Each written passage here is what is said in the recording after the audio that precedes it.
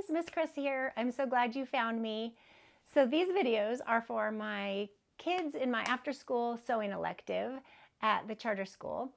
But if you happen to stumble across these videos, you are more than welcome to join us and sew along and do some of the fun projects that we're going to do.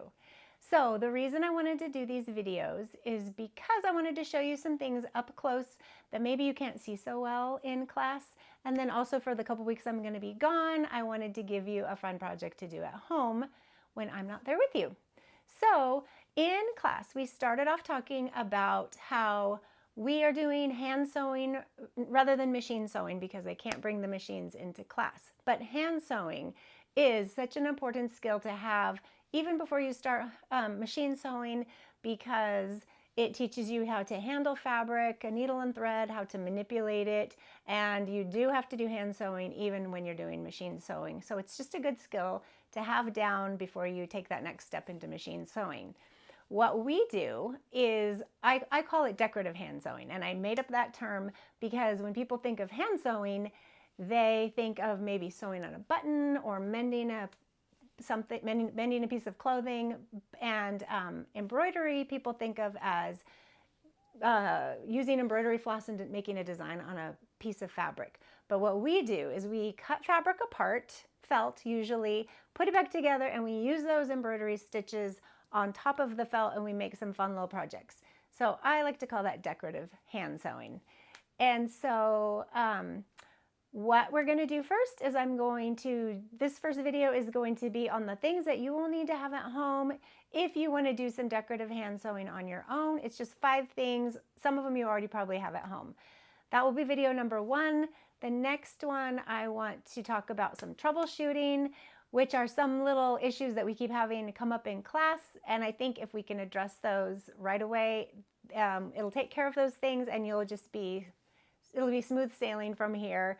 The next one I want to do running stitch, and the final one will be your project that you guys will work on while I'm gone, and I think you'll like it. So come in a little bit closer and let's look at the things that you're going to need to have at home if you want to do some hand sewing. Okay guys, so these are the things you're going to need if you're going to do some hand sewing at home. First, I've got my paper scissors, and these are used for cutting out the paper pattern. When you print it off, you're going to want to use paper scissors for cutting out your pattern, not fabric scissors. And you will be able to cut paper with fabric scissors, but you will not be able to cut fabric with fabric scissors anymore if you use them on paper. So make sure you keep those 2 scissors separate. And chances are you're not going to be able to cut fabric with paper scissors either, because they won't be sharp enough. So you're going to cut out your paper pattern with paper scissors.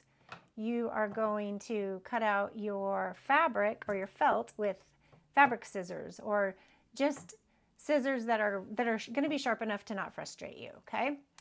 Then I like to use little scissors to cut my floss after I get to the end. It's just easier to handle with little scissors. So you can use your big scissors, but I like to have a pair of little scissors as well. The next thing you're going to need is a needle with a nice big eye. This is called a crewel needle, and that should get through your felt very nicely with your floss.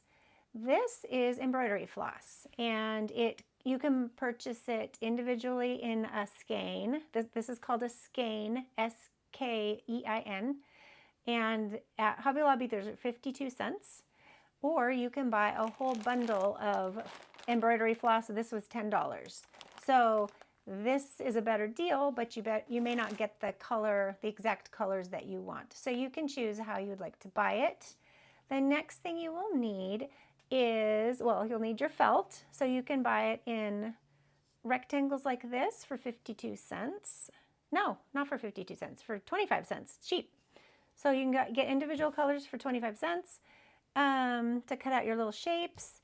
Then you are going to need some pins, because it's easier to pin your shapes together like this when you are sewing on them. And I prefer to use pins because I've been using them for a long time, but if you would rather use clips, you are free to use these little clips as well. And that's it. So with all those things, you guys should be ready to go with your project, and I will see you back here for the next video.